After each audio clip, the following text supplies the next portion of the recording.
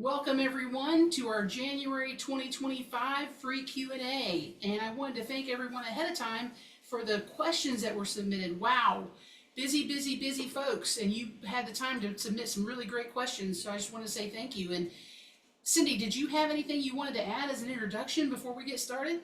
Well, it's probably more of a disclaimer than an introduction. I'm having some trees removed around my home today, and as you would expect, like things typically work in home care, they started further away and they decided to do the one right outside my office right now. So I've moved to another location. I hope it minimizes the noises, but if you hear, chainsaws and anybody in the background, I just want to let you know I'm safe. But yeah, I'm trying to make sure it doesn't disrupt today's session. But home care, we're used to it. Something disrupts something all the time. And I want to apologize to everyone that maybe was hearing my household conversation on the captions. Thank goodness that won't be recorded.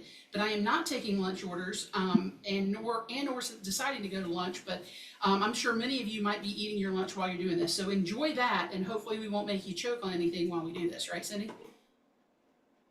I hope not. Here we go. This is an Oasis heavy Q&A. We knew it would be. So first question in the docket here. Can you please explain the all new guidance on all patients having Oasis submitted to CMS? Will we need to discharge and readmit with a starter care Oasis before 7/1/25? So we did receive quite a few questions around the Oasis submission process. So we're going to take them in a specific order so we can cover everything that needs to be covered. So addressing this first question, no, there is nothing in this that says we are discharging and readmitting anybody that was on service prior to July 1st. Okay, and second question in your order here, Cindy, is does this rule include sending under 18-year-old to CMS also starting 7/1/25? No, the only change is it's expanding it to cover all payers, and it means all payers. I've sat in enough sessions so far that, the question is, well, what about self-pay? What about this one? What about that one? And CMS is consistently saying all payers means all payers. What is not changing are the requirements, the ones that are excluded today will be still excluded. So that is anyone under the age of 18, patients receiving only maternity services, and patients receiving only personal care, housekeeping, or chore services. So those requirements that we have today about who's excluded, those do not change. And all that's changing is the issue of it's all payers. Okay, that's pretty clear, but it still gets to be a little bit muddy for folks. So here's a based question. Our agency has completed the Oasis on all patients except peds and maternity for several years, and we began voluntary submissions for M0090 date 1/1/25. That is a possibility, folks. You can start doing it. For a patient on service that had a starter care prior to 1/1/25 and Oasis data was collected, it is my understanding that we do not submit any Oasis moving forward. So any research, transfers, resumption of care, etc., we would exclude from submission as long as the patient remains on services in this admission. Is that correct? So what I want to clarify is that CMS put together a very nice Q&A about this process back in November.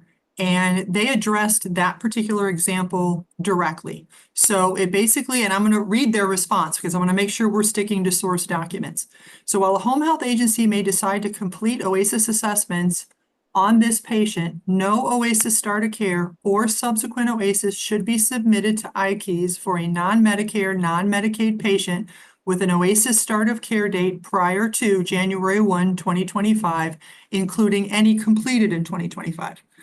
So if I have a non-Medicare payer, non-Medicare or Medicaid that I had prior to, even if I started submitting some of those things before, any of the subsequents were not going to be pulled into the data going forward. So the bottom line is this applies to brand spanking new starts of care, not ones that are carrying over from prior. Okay, that again clears mud. Okay, second. Well, there's a second piece to that though, because I wanted to go beyond that because our question was very specific to they started voluntary submission and understood that we do not need to submit any Oasis. So because I did it in the voluntary period, the subsequent ones, if I recertify that patient and this, that, and the other, that is not required to be submitted. But they gave a different variation and a different answer that I want to make sure we talk about. So for agencies choosing to collect and submit a voluntary start of care OASIS during the 1/1/25 to 6/30 phase-in period. So I decide I'm collecting it anyway.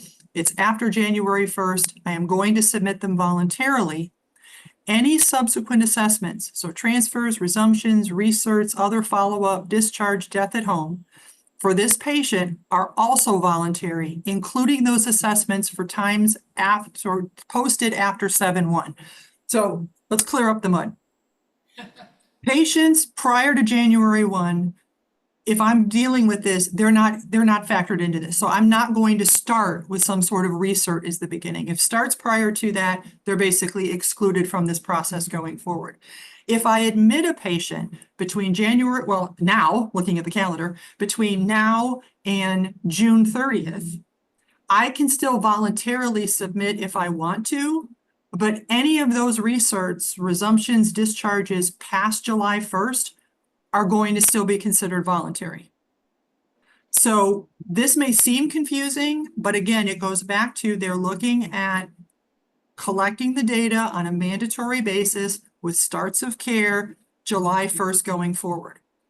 So then you may say, well, why am I going to do it voluntarily if it's going to remain voluntary past that?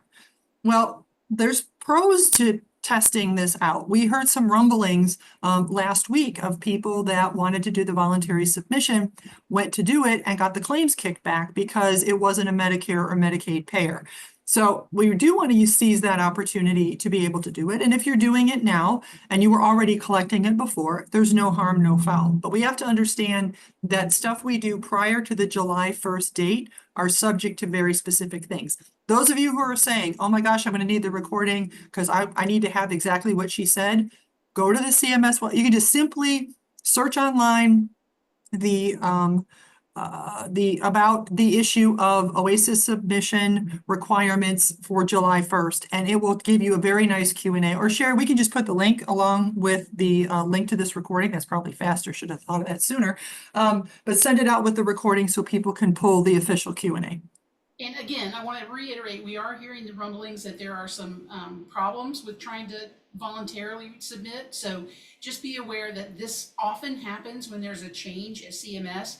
The month of January is typically kind of a crapshoot for new things that are added in. In fact, some things last longer than just that month, hence the NOA situation that we currently have. This next question is along the same line, Cindy, so if it's a reiteration, I apologize. Number 4, we have a patient that's been open since early fall who has private insurance until January. We did not complete the OASIS on our private insurance patients. This was being restarted in January. In preparation for the mandatory OASIS for all payers, our agency has started doing OASIS for all payers in January. I had the nurse complete the ROFU. I'm assuming that's the resumption of care follow-up for the patient's recert, but now the EMR is flagging it because there's no associated start of care, which makes sense. But now I'm wondering if I should have done this for a non-OASIS recert documentation. What is the best course of action for these patients who have been seen for a while, open/recerted under non-OASIS? Well, I felt it was important, although there's some overlap, to include this question because it has different layers to it. One, I am glad the EMR flagged it. That shows that the setup of your EMR is correctly following the rules we just talked about in the other questions. So we have to keep in mind, why are they doing this? So they want to start being able to look at quality metrics for non-Medicare, non-Medicaid payers, which I think is not a bad idea. I've always been very frustrated when you look at an agency's star ratings or care compare, and agencies will say, well, I know I'm better than this. I don't understand. I've looked at it. It doesn't match up. And having to consistently remind people, this is not about all your patients. This is only about Medicare, Medicaid. So agencies that have a very small percentage of those populations can have very skewed results in care compare and such because it's only coming from them, not what could be 80% of the census is a different payer. So bringing all the payers into it is going to be interesting to be able to see what that data is. And we know cards on the table, they're going to want to look at, are there quality differences between patients under Medicare or other payers? Are quality metrics coming out different for self-pay versus private insurance? That'll be interesting. But the reason I'm saying it that way, Sherry, is when we understand that this is about measuring quality, we know that a quality episode has to start with the start of care. So if I have somebody who was outside that time frame and I did a start of care, I cannot start a quality measure with a recert. So two things again. One, I'm glad EMR kicked it out. And if you haven't, maybe played with it just to see if your EMR has that safeguard in it as well, I'd recommend checking. But we just have to keep in mind, they're talking about developing the quality metric. So this has to start with the start of care. And that, in terms of officially being required, is with starts of care, July 1st going forward being mandatory. Okay, thank you for that. Okay, next question, number 5. If a client is recertified and then transfers to the hospital in a new episode, prior to any visits being performed, do we need to DC and reopen, or can we leave it and do a resumption of care? The issue is when we've done a successful recert and we have our plan of care and all that in place, that we in good faith we're going to continue care, then the decision at that point comes down to, one, do we reasonably think this person is going to come back within that cert period? But the decision of, do I transfer with or without discharge, still remains at the discretion of the agency. So it's not I'm going to say you have to discharge or you shouldn't discharge. It really is how you've handled that situation in the past. But I always look at it and say, is this a significant enough situation? Even though, it's so early in the episode, we didn't actually make a visit in the new cert period. This person is really not doing well. And the discussion is they're probably going to go to a skilled nursing facility for a period of time afterwards. I'd probably lean into a discharge. And you need to be careful with that though, and make sure that you're doing it consistently and not doing it to try and skew the data as far as hospitalizations and that kind of thing. So just be careful and look at that on a case by case basis for sure, to make sure you stay within compliance. Number 6, nurse sees patient for inpatient. This is a scenario. Nurse sees patient for inpatient visit on 12/29. She goes back to see the patient on January 4th and learns that her insurance has changed. This has never happened to anybody on this call, have they? Or on this webinar? It's never happened. Sarcasm inserted. Should she perform an in-person OASIS discharge on 1/4 with the MO906 date of 1/4 assessment scoring based on the status of the visit, or make the visit non-billable? Or should she complete an OASIS discharge without visit with MO906 discharge date of 12/31, last effective date of old insurance, basing the OASIS scoring on the status documentation from the last in-person visit made on 12/29 while on service under the old insurance? That was a lot of rigmarole. Well, there's a lot of rigmarole in January, as you referenced before, on when there's new things for CMS, but we know January has always been the whole payer switch fiasco. I say that word on purpose because it seems ridiculous conceptually to say that if you are now gone to Medicare, now I have to discharge you and I have to readmit you and I have to do all this other. Personally, my recommendation would be the nurse found out on that visit, I would do it as an agency discharge on that visit, and then we have to get them restarted. So, anytime, and I went through that scenario several times, Sherry, anytime it's can I just backdate it till the 31st? Technically, you weren't aware of it on the 31st. Do I think, the whole world is going to collapse and they're going to come audit you if that was the path you've taken? No, but I think part of what I want to share my 2 cents in this, because this happens so much every single January, I think we need to consider the latter part of December, or if we want to do the entire month of December, having clinicians simply asking patients that we do think are going to continue if they're going to be changing payer. And there's ways we could kind of predict that, looking at their age or different things related to this. I think we need to try to figure out if we can at least mitigate some of this. I found out by accident early in January, if we simply anticipate it and ask whether or not they're going to be switching to Medicare January 1st ahead of time. Then we can have all of these ducks in a row and not trying to scramble and figure out how to retrofit. And and that we used to at the agency that I owned in Florida, we used to hand out a form at the end of December from like December 14th forward, and we would hand out a form. We know that the insurance changes are coming. Sign up period for Medicare is we're currently in that sign up period, and ask our patients and query them and literally give it to our clinicians to ask those questions. So that's something that it happens every year. So it's really a good idea to do that with your patients starting sometime in December. Because most of the time they know by then, right, Zen? Yes. Well, I think we all know that there's something coming because there's nonstop Medicare Advantage commercials on. Yeah, yeah. When those start thinking about your form that you're going to give to your patients to ask about their insurance changes. Okay, we're going to switch gears a little bit, and we got a diagnosis question. And this one is interesting because I'm not sure about this one. So do we really need to still be focusing on the diagnosis severity ratings at this point? Do the top 10 diagnoses in 1020 and 1021 still apply to risk adjustment on the OASIS? So I'm going to say this, yes, you still need to focus on putting an appropriate severity rating on the OASIS because it's still there. That item is still there. I do know that we don't use the top six as much. It's really the first and the second the diagnosis. The second one setting your risk adjustment oftentimes for the first. So it puts you into your payment bucket under PDGM and what category you're going to be in. But those calculations have been overhauled. They've been overhauled since 2020. But Cindy, can you talk to that and how they apply? Well, okay, first of all, anyone who's been on these before knows full well I'm not a coder. So I am not going to pretend to give some sort of coding advice. What I do see is I agree with Sherry that if they really wanted it gone, it definitely would have disappeared going to OASIS E1. We know that there was a clear delay in them getting rid of the therapy question and the early versus late question.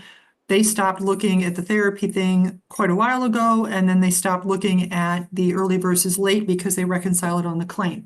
So yeah, there can be things that sit around a little bit waiting for the next update. But the severity rating discussion lingers. Because it's like, if you really don't want this, then why is it still here in E1? And so what my concern is if we don't take it seriously, or we just put everybody a 2 because we just have it there, we want to make sure that the data is as accurate as possible. From the side of an outsourcing provider who does coding and OASIS for agencies, sometimes there's that push to us to say, well, you put the severity rating. The severity rating is really a clinician decision in terms of they're the ones who've done the thorough comprehensive assessment of the patient, and determining the influence of these diagnoses on this patient really does require clinician input, as opposed to somebody just saying, well, I don't think they do anything with it, put the same number on everything. But in terms of risk adjustment, I'm going to go a little off the rails here, Sherry. Go ahead. I think we get sometimes well, it goes both ways. Sometimes when I talk to clinicians, they don't understand risk adjustment. They don't pay any attention to it. And do they need to really understand the detail? I would argue no. I think at times with risk adjustment, we've gotten very stuck on, okay, well, which ones factor into it? How many factor into it? That means I have to pay more attention to those elements than to others. Personally, I think we need to pivot the focus to any information I provide in an OASIS response, or how it's being coded, and all of the codes that are ending up on this claim need to be as accurate and compliant as possible. And then they can go work their risk adjustment math however they see fit. But trying to figure out, is it the 6? Is it this? Does this do this? Does it do the other thing? I think sometimes then leads to, well, then we got to put certain ones in certain positions, so we bump up our chance of getting this other thing. And it might sound a little, hearts and flowers there, but I really think it's about representing the patient to the best of our ability through the coding, through the OASIS response, and then their risk adjustment's going to do what it's going to do. And I think it's super important that we put accurate severity ratings, because if they do go in and pull that as a data point, for example, and we keep telling CMS that we're getting sicker and sicker patients in home health, and we know that that's happening, it's a fact. There's the hospital at home variety that's going on right now, but there's also just the impact of not having enough beds, or people not wanting to go into facilities and wanting to come home and coming home with diagnosis that we never used to see before in the home. For example, sepsis or an infection of a prosthesis. Those kinds of things used to 100% go to post-acute settings that had a little bit more oversight. And so it's going to be really hard to argue that point, Cindy. I think you probably know where I'm going. If everybody's a 2 on severity of their diagnosis. Well, oh, go ahead, Sherry. Go ahead, you finish. No, what I was going to say is, by extension, keeping this not just, questions about OASIS today, but also thinking about beyond the severity rating issue, is when you said we keep telling CMS our patients are sicker and sicker. Coding is one part of that, but I think the other part of it is utilization. Yes. Because what they're becoming quite skeptical about is, look at this coding, look at this is all wrong, and these patients have all these problems. And then I go to the OASIS and their functional assessment is really bad and they have multiple issues. And then you look at the plan of care and no therapy has been ordered, and the frequency is 1 time a week for 4 weeks from nursing with no aid. So I think that those conversations overlap, because I think we can become hypervigilant on risk adjustment or coding and how it affects reimbursement and all of this. But if it's accurate and that is the severity of those issues, then I would expect someone who's more complicated to require more care. And this is why when we go to CMS verbally and say, you don't understand, patients with cognitive issues make it much more difficult. They go back and look at our data and say, well, I can sort this by patients that you've identified as cognitive diagnoses and/or you've put significant issues in the cognitive behavioral assessment of OASIS. And I compare their utilization to ones that don't have those problems. And you really aren't providing more visits to those patients as an industry. So if you're not providing more care to them with this adjuster, then why would I pay you more? It's not that I'm being mean, and I don't think, you should provide care to cognitively challenged individuals. But if the data says they don't actually cost you more to care for, then why would I give you more money? So I think that's where the severity issue, yes, is very specific in the question, but it raises a larger concern about, does our utilization fit the severity of the patient? Because when you said, sometimes coding, when we talked earlier today, can become very homogenous, where it kind of looks like it's the same short list of codes used over and over. I would argue that our utilization can go the same way. And then it becomes very difficult to try to tell CMS, your payment model isn't fair. Certain patients should have more money, but they're not going to get more money if they aren't costing us more to take care of them right now. Especially if we turn around and say, look how great my outcomes are. So I'm having great outcomes on these patients with this many visits, but I think I should get paid more.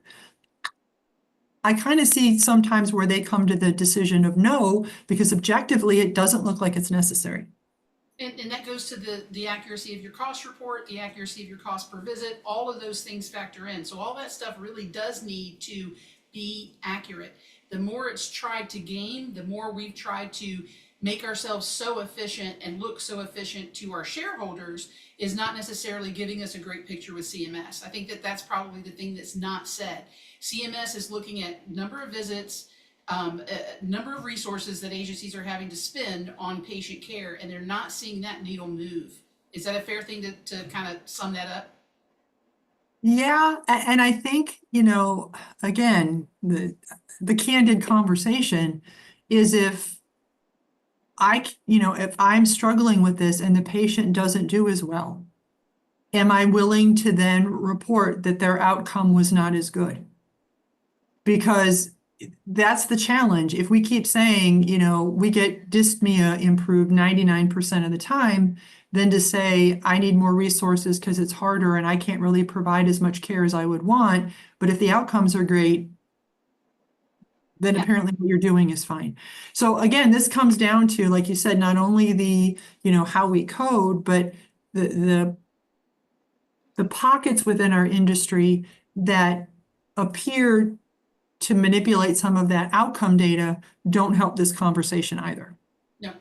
And I wanted to move on so we can, in the interest of time, because we got a bunch of questions. Okay, the next one is a new OASIS E1 question. What is considered being up to date with current COVID vaccine? Is it vaccines received 24 to 25?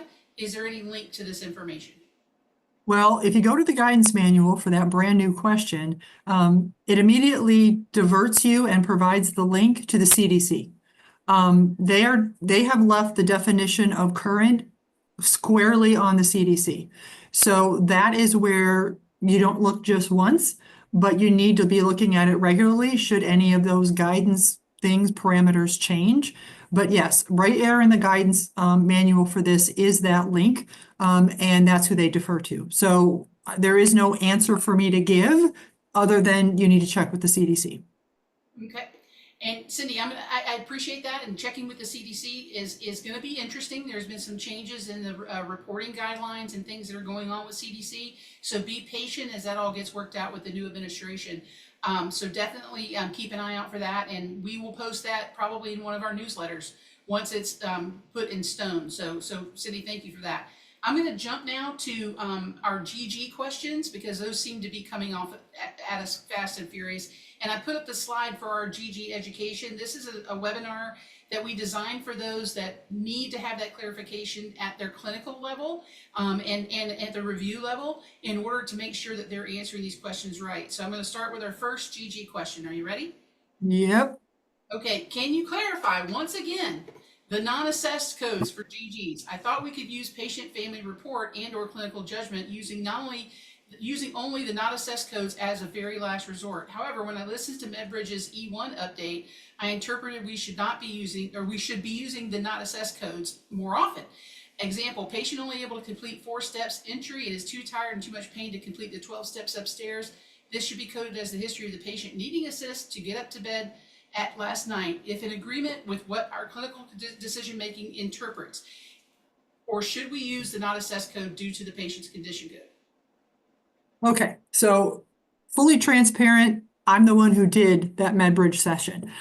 So I understand why the question came back here because it's like, well, I heard you this, I thought I heard this here, and then I heard this here, so which is it? What I've been trying to say all along is that we should be using the not assessed codes as a last resort. The line, though, I'm trying to deal with in the MedBridge one specifically was coming into the change for value-based purchasing in 2025 with the inclusion now of the GG items and the fact that if we choose a not attempted code, they have to do the magic of statistics to impute whatever else. That'll make my head spin. That some agencies and some experts, I'm using air quotes, were telling agencies that do not use not assessed codes, period. Don't use them at all, ever. Like if you touch them, you're going to drop dead. My concern about that is we've been using them up until 2025. Now, I would argue, having seen some of the data behind the curtain, we may have been a little fast and loose with them because it seemed like, wait a minute, when you can see how often those non-attempted codes are used, it seemed very high to me. And it wasn't just for us. It was skilled nursing facility, inpatient rehab, the same places that collect the data on the GGs and the post-acute seem to have a lot more not attempted than I would have expected. Do I think it should have probably been less? Yeah. But I think if we go from our history to none, because it went to VBP, I think that could look a little suspicious. Now, if your agency used them a lot and has really now been talking about, let's be more careful about it, let's really look at the guidance when it talks about you can use your clinical judgment in that example. So right now, this patient couldn't get up the stairs, but the daughter clearly helped him up the stairs to go to bed last night because that's where he sleeps. If I have enough information, I can choose one of the attempted codes as far as how much assistance this person needs to complete the task.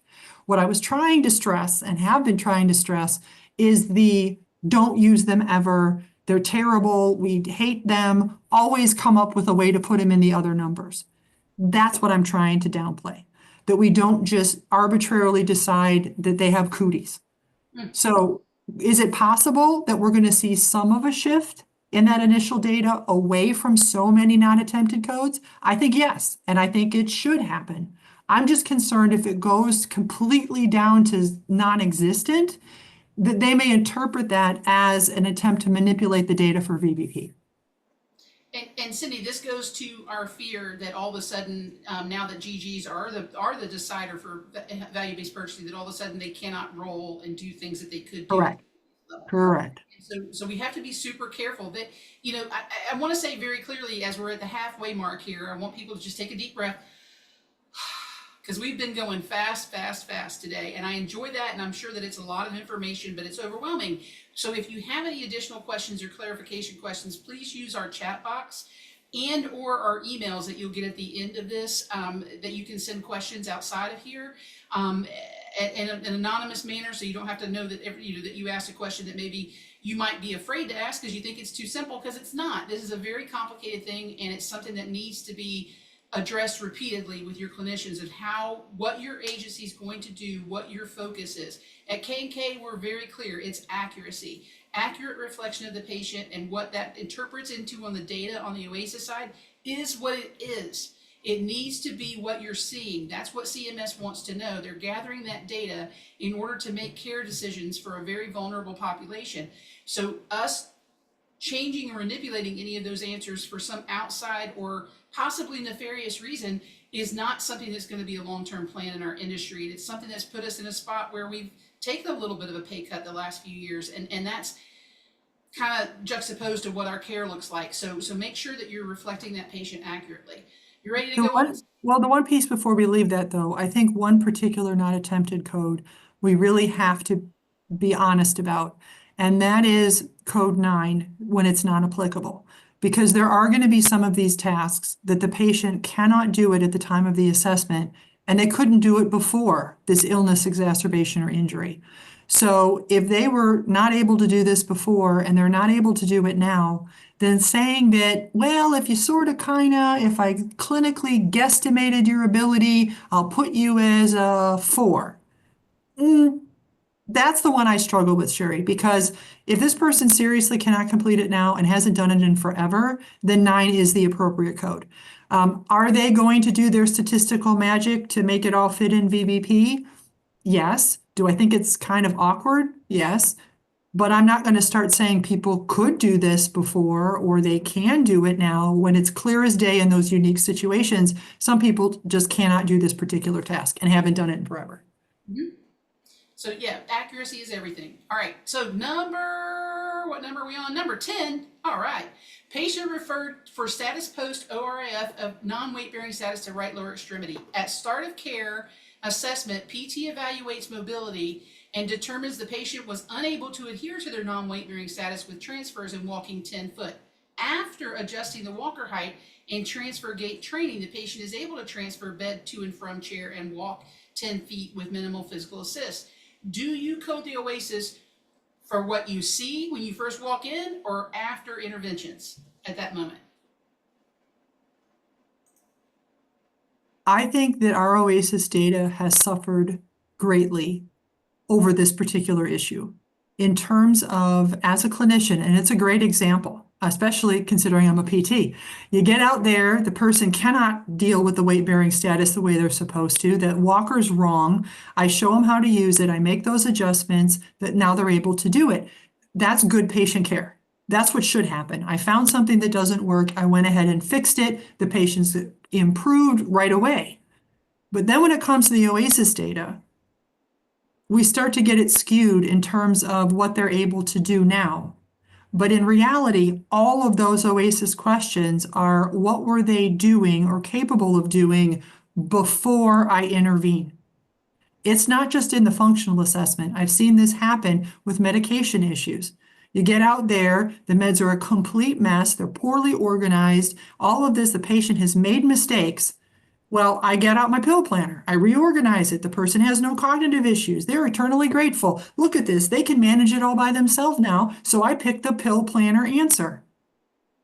No, no, it's what they would have continued to do had you not shown up. Now, Sherry, you know what I'm going to say next. Because when I've said this in trainings, I've had people come to me and say, Cindy Kraft said, don't do any interventions on the admission visit.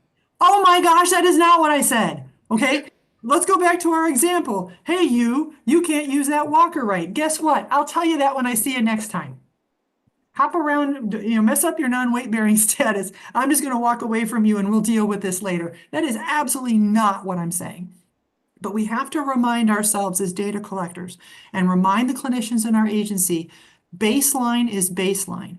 And this issue goes beyond OASIS. I think it affects our discipline-specific evaluations, especially when the inclination is, I'm going to do my documentation later. I'm going to do it at the end of the day. I'm going to do it hours after I completed that visit. Now, what's in my mind? Look how good he was getting around with that walker. And so I put that in here and I put in my PT notes that he's able to ambulate because you did something. You provided a skilled service. So we have to make sure that baseline is what they are capable and were doing before you showed up and would have continued doing if you hadn't done anything. Because if we keep doing this, and using again that example, I've just missed my opportunity to show improvement. I've reported to CMS that this person was capable of walking 10 feet, non-weight bearing with their walker perfectly fine before I met them.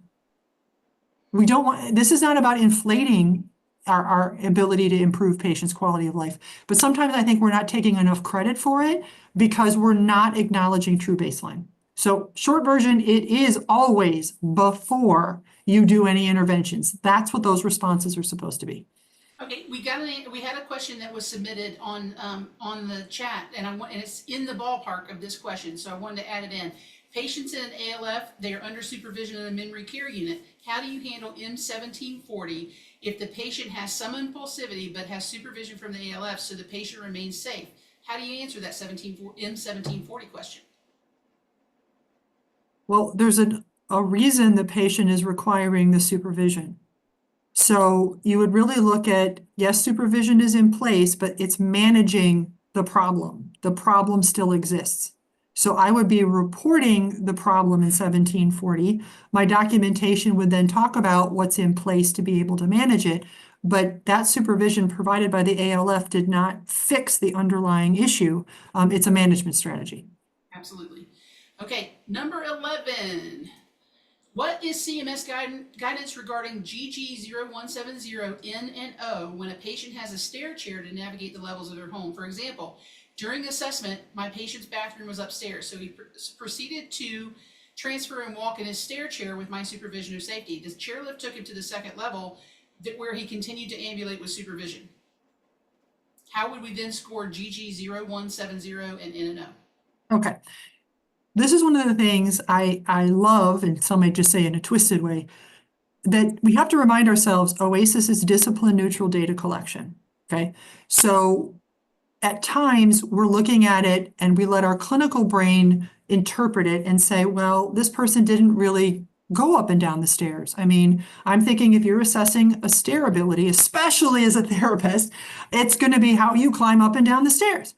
And in this example, the person didn't climb up and down the stairs. They got, onto the seat and zoomed up there, and then they got back off. This is not what I would call using the stairs.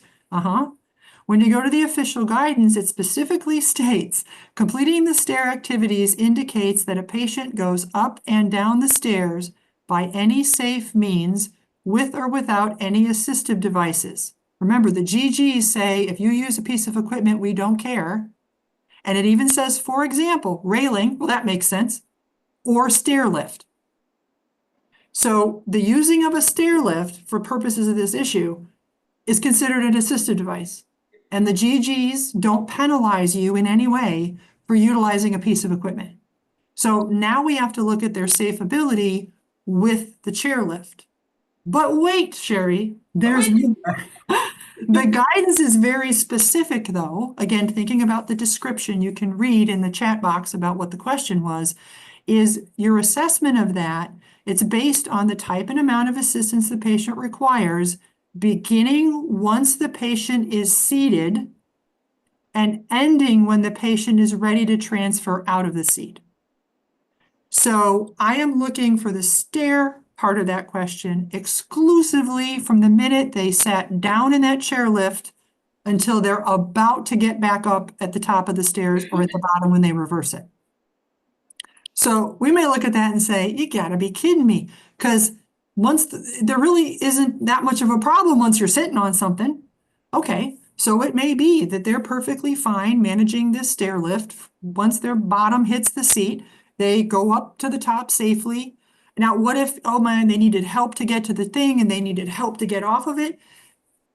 The guidance is clear, specific to chair lifts, that you are assessing the stairs once they're seated and before they get back off on the other end. So it may look like, oh my gosh, I don't like this. I mean, this person is so mobility impaired that they had to get a chairlift. But how they do it once they're sitting on it, they're independent. So doesn't that kind of skew the data? No, it's following the directions. I can't manipulate it to say, well, I think, especially as a PT, I think someone who needs a chairlift is clearly more limited than someone who's going up using the railing. But I'm not the one who wrote the question. And so we have to make sure we're collecting data as they wanted it collected and knowing those unique circumstances with a chairlift that we have to make sure we're following the parameters. Okay, and it feels to me as you're explaining that, Cindy, and probably some of the folks that are listening, is what is the difference between that and the medication issue with a demented patient in a memory unit? They have that assistance in place as well. So it feels like it's juxtaposed to that. And that's where getting expert advice on how you answer these questions and how it's super important that you have someone that's certified that keeps up with the quarterlies and all those things so that you answer these things as accurately as possible. Well, and along those lines, Sherry, the question about the memory unit was talking about 1740, which is cognitive behavioral stuff. So we have to make sure whatever section we're in, that we're following the guidance particularly to those items. So we cannot take where this is the comprehensive way we can look at it to assess function and the boundaries they put around that and say, well, I can take that over to cognitive behavioral. No, not unless those items contain similar language. So you have to make sure you're looking at the guidance for those items, and you can't take one concept that works in one part and say, well, I can do the same thing over here. If it says you can, but it might not. And that made me flip to the slide about our outsourcing solutions. We're not here to try and drum up business. We're here to provide a solution. We're hearing a lot about folks not getting the customer service they want in this arena.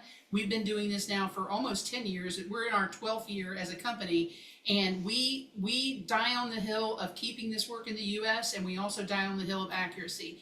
We want to make sure that when the audit train pulls up to your station, because it is coming for everyone, that you will be able to answer those and feel comfortable that they'll pass that scrutiny. So that's why we put that up there. It's purely a resource, and I'm sure that many of you guys are already outsourcing. But if you're not satisfied with your outsourcing, give us a call. We can set up a meeting, have a nice friendly chat. Cindy and I are much more fun off of these kinds of things than in person. So take a moment if you want to reach out, if you want to discuss what you're currently receiving. You ready, Cindy, for number 12? Can you believe we've gotten 12 questions? I love it. Okay. Are the measures M1870 feeding, eating, this kind of goes to what you just said, and GG0130A eating the same? Clinicians argue that because the wording is not identical, that this question is not asking the same thing. Most notably, I hear from my clinicians, the GG question states once the meal is placed before the patient, and that is not what it says in M1870. Well, actually, I think for the question asker, they reversed it a bit because when we focused initially on 1870, for years, we've known that the guidance has been explicit that this is once the food is placed in front of them. And I think then we went to look at the GG one and it, quote, doesn't say that in the question. But the guidance for the GG version does contain that exact same language. So anytime we're assessing feeding and eating, now the response options we have are different for 1870 versus GG 130, but the concept remains the same. This is about once the food is placed in front of them. Now, some of you may say, well, that's an easy one. She'll give a short answer. Ha ha, maybe not. Because we do OASIS testing here at K&K. And I've written many scenarios trying to address this issue. And I talk about patients that have fallen recently, they're using a walker, that they can't carry the food to the table. But, you know, once the food's in front of them, they can feed themselves. And especially since these items started finding their way into quality and payment metrics, all these people responses. Overwhelmingly, the clinicians are telling me that they need some sort of help. If you're helping with the mobility element or the food carrying or making the sandwich, that is not part of either one of these questions. Now, in the GG one, we have the setup or cleanup response. So if we're saying, hey, their mobility is pretty bad, I have to help them get there, and then I leave them alone. I walk in the other room, they feed themselves just fine. I just needed to get them there, and then when they're done, get them away. We could use the setup or cleanup response. But that whole meal prep and mobility piece, we have to be consistent that that is not part of this question in either form. Okay. All right, this next question is super important, and I'm so glad that somebody submitted this question because this is actually an investigation that's going on at the OIG level right now. So reporting falls, Cindy. Patient decided to take a bath instead of a shower. Patient was too weak to get out of the tub, therefore filled up the tub so she would not fill up the tub so she could roll out of the tub, landed on the floor, flooded the home in the process. This is great. Patient in hospital, great in quotes, by the way, not great, but interesting. Patient in hospital in observation status due to weakness and rehab. When patient rolled out of the tub, she hurt her wrist. In the ER, they did an x-ray and it showed a fracture, but could not determine if it was acute or old. Would this be documented as a fall with a major injury? It's one of the things I love about working in the home health space is just when you think you've heard everything, Yes. something else happens. So basically, if I'm understanding this correctly, Sherry, the person is weak, they knew they couldn't take a shower, they decided to take a bath, and to get out of the tub, they increased the water level to come out over the side. Yes, they balloted, they floated themselves up out of the tub. And then flooded the bathroom, hurt themselves, and ended up at the hospital. Okay. But here's the thing. Again, you have to love data collection versus clinical. We go, well, that's an odd situation, but they did fall out of the tub, right? Well, if you look at the definition of falls in those J questions, it talks about unintentionally ending up on another surface. I want to put it back to you, Sherry. If I'm in the tub and I deliberately flooded it to roll out the side, I intended to do that. But So what do you think about that as a fall situation? my thing is they intended to do that, but they did not intend to fall on their wrist and break it, potentially.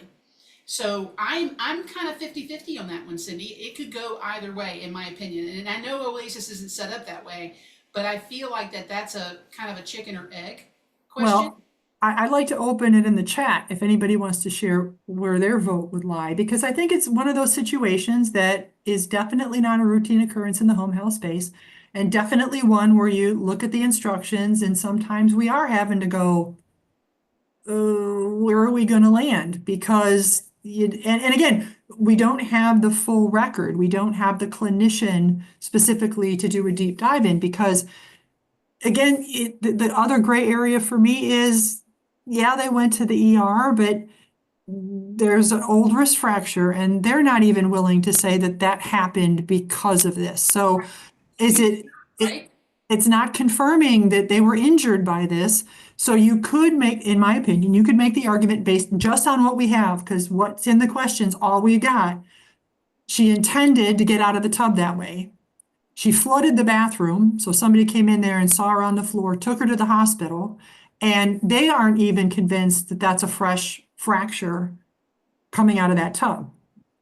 So I would want to pursue it further with respect to the intentionality of it, because technically, if they intended to do it, but you could say on the flip side, food for thought, is how many of our patients try to play off a fall and pretend they intended to?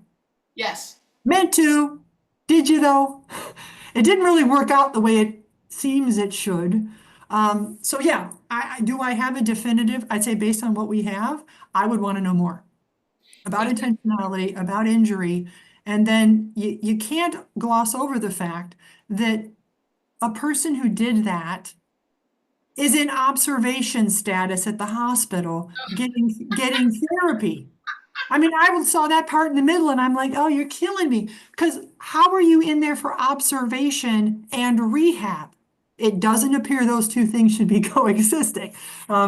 especially after, and I won't go into it, Sherry, but I was on listening to a very interesting webinar late yesterday about some of the changes related to observation status specifically affecting the SNFs. Doesn't change anything for us, but it's a way to fix a piece of this problem. But it was very clear on the feedback of that webinar is the observation status thing is still messed up. Yes. It's still ridiculous that somebody in this situation, apparently, I would assume either had to call for help on this soaking wet floor, or somebody noticed the flooding and found them. This does not seem like somebody who's being observed for rehab. So No. I had to throw that other piece in there because I'm like, you've got to be kidding me. And the conversations in the chat are interesting. I like, particularly Roberta said the fall was not unintentional, but the injury wasn't, or the fall was intentional, the injury was unintentional. And then isn't a fall an unintentional descent to the floor? Right. Actually, fall is an unintentional descent to a surface that was not intended. So, Right. But she was going to roll out. Oh, So she was intending for the floor. It was stop, splash, and roll. That's all it was. She splashed out. She spilled out onto the floor, or they spilled out. Yeah, I thought that was a good one to have to get to think about, but also to think about, we are going to run into those unique circumstances where I got to pick the best from what I have based on the information I have. The other one that always comes to my mind, Sherry, is how do you answer the ambulatory question? It happened with one of our own reviewers. The patient was a bilateral AK, so clearly has no legs, but was getting around the house on their behind and their hands. So they're not confined to the wheelchair because they're going all over this other way, but this isn't ambulation in the technical sense. So there are going to be those once in a while, let's look at the guidance, let's sort through this, let's figure out what is the best option based on what we have. And then a great example of some of these things, we really need to take an extra step and submit them for the Q&As to CMS. Yes, And say, I'm curious, I need to get this chart moving, so I'm going to do the best I can with the information I have now, but I'm curious. And if I toss it up there, what would they say in that situation? Yeah, that would be a great one actually to write up and send into the Oasis answer or Oasis Q&A and see what happens with that one, because that is kind of a unique one for sure. And some of these questions, and when you get into these very unique ones, sometimes you have to set an agency policy of how we're going to answer that. And so that's an opportunity, in my opinion, to maybe put together a policy that you educate your clinicians on, that this is how we answer it in these types of situations, because you never know what they're going to see when they walk into a house. You never know that they're not going to walk into a flood coming from the second floor. Oh, mom just splashed out of the tub, and you don't know what's going on. So I think that it's super important that these get discussed in your agency, maybe your clinical rounds or anything like that. That you can come up with a strategy so that going forward, everybody's singing off the same sheet of music. Sherry, I have to offer a thought to my fellow Oasis lovers and reviewers and things like that. I think we all would like to get to the point at the agency level that our conversation about which answer to choose was limited to the patient who flooded herself and rolled out. And not still about, but the patient lives alone and they told me they can do everything, so I put down everything was independent. It's like, that's a conversation that I would love to see put to bed. And then we are talking about, what do you do if the guy has no legs, but he keeps getting out of his wheelchair and going around his house? What do you do if this lady floods herself and falls out onto the floor potentially? And that, I think, is what we want to get to, and not the continuous functional back and forth over the same stuff for decades. I just had to say that, Sherry. I had to get it off my chest. To Club Oasis. Okay. Ah. So they enjoyed these Q&As because it became a luncheon and a way for them to discuss Oasis and really get into the nitty gritty on Oasis. We are actually in the formulation creation period of what we're calling Club Oasis. If you are interested in joining a community that is literally about going through the Oasis and in real case scenarios and having access to Cindy as a professional. Cindy, you want to talk a little bit about this, and then I have a clarification on one of your earlier answers. Okay. What we're kicking around right now is creating literally a club where we can share ideas, where we can look at different Oasis issues as they arise. Right now, we're talking about having a quarterly meeting that people can attend live or they can listen to the recording. And part of that would be we would send like 5 scenario-based OASIS questions to members a couple weeks ahead of the meeting so that you answer those questions and then we look at, as a group, what the results were, what are some of those OASIS issues we're trying to deal with. We'd have an educational portion of that meeting, a few slides to talk about some of the hot button questions that are appearing, and then have a time block for open Q&A. So we have great discussions on these Q&A and great questions that come in, but I'm thinking something that gives a bit more educational content that members could then use at their agency or questions you want to answer that way and be able to exchange that kind of information. So that's where we are. And, you know, Sherry came up with the logo and I love the palm tree piece to it because we know OASIS does not conjure that image up anymore. But we think that you know, that especially it was triggered by that comment that it's just more of a casual discussion and that kind of thing. We're thinking about something to put OASIS in a specific location. It's not saying we would take OASIS out of this Q&A format, but provide some more resources related to that in a little bit more structure, not something rigid and, oh my gosh, there's test questions you have to do or else you can't participate, but to really help engage folks and be putting together some content to address some concerns people have. Exactly. And those that are already partnering with us, this is something that would be part of your partnership with K&K. So anybody that's interested, please use our email addresses. You can email Cindy or myself and let us know that you're interested. And we'll definitely make sure that you're on the mailing list when this gets put together and actually put into a package that we can also provide. It's not something that's going to be super expensive, but it's going to be something that's going to be relevant to what you're doing every day. So I think that anytime you can get into a community situation where you're helping each other and we're doing it with an expert like Cindy, I think is going to be valuable for you and your agency. Okay, Cindy, last thing before we're finished.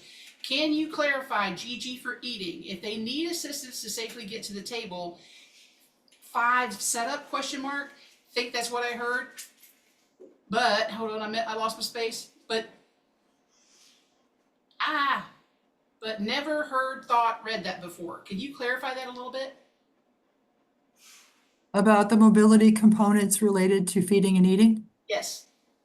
I would simply direct you to look at the guidance manual for both 1870 and for GG 130 because it clearly outlines that this measure is specific to once the food is placed in front of the individual.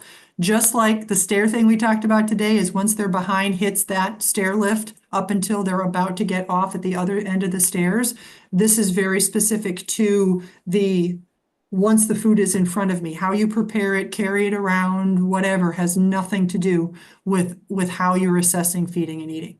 I did see one though, Sherry, along these lines, because that was a quicker answer. I did see someone submitted a question about the mobility element of medication management. Yes. Okay, here's the thing. It is part of it. But where we have to be careful is I've heard people say, if you have problems with 1860, so you need some sort of assistance with ambulation, then you are always a 3 in the medication management question. Anytime there's an always or a never, it has to come from CMS. I'm not saying anybody's, got questionable intentions, but I only accept an always or never from an official source. And I want to be careful here because there was a lot of discussion about the mobility component for meds because people were overlooking it. And the manual has said for years, function is part of it. It's not just, looking at, do you remember to take your pills, but do you have the functional capacity to do it safely and not make mistakes? So I could be completely cognitively intact, know exactly what I'm supposed to take and when, but my hip has really been hurting me lately. So yeah, it's in the kitchen. I didn't go get it. I waited till my daughter came and I took it 4 hours late. You made a mistake. You didn't take it when you were supposed to. You knew better, but you had a mobility related issue that impeded you. That's what we're trying to help the clinician understand, a holistic approach to it. But there are situations where we get to that home, the patient has a known mobility issue and has already compensated for that with respect to the medication. So I go into this other home, and yes, to walk around this patient is a 3. However, their medications have already been organized. They are right next to where they sit. So is what they're going to drink with the medication. And you can confirm that they take right dose, right time, every time. I'm not going to make them a 3 because they need help walking. They've already figured out a mechanism. So be careful. The functional is part of the conversation, but there's nothing that says if you need help to walk, you have to be a 3 in the medication questions. And when folks have tried to tell me that or tell me you have to make them all 3s, I've seen nothing in the guidance that makes an absolute connection. The patient may have already figured out how to work around it. This may be why, the setup is this way. Now, again, if I get out there and I find out a mobility related issue is causing them to make mistakes with their medication, obviously I need to consider that. But be careful of any guidance from someone that says, if it's this in 1860, you're a 3 in the med question. Exactly. And I wanted to bring everybody's attention to our next session. We're going to be doing it March the 20th, which is a Thursday as usual, from 1 to 2 p.m. And when you get your recording link, please look for the registration link. So go ahead and get registered early. And again, let us know if there's anything that we can do beyond this for you or your agency. And if you're interested in Club Oasis, shoot us an email. I already got one, Cindy, an email from someone that's interested. So thanks so much for everyone's attention today, and thanks for joining us. And thanks again for submitting such great questions. We did not get to all of them, believe it or not. We try to make sure we have, if we get multiple questions in one area, we try and coordinate where we get as much as in that area as we can. If 3 or 4 people are asking kind of the same question, we try and bring it together. So thank you again for your participation outside of this session. Cindy, do you have any closing thoughts? No, and I also think part of the motivation for Club Oasis is we do typically run out of time to answer all the questions in this. So if we can divert some over there, I think we can have an even better opportunity for folks to get all their questions answered. Absolutely. Thanks everyone so much, and look for that recording and that registration link, and be safe out there, especially in this weather. Yes, it did snow in Florida.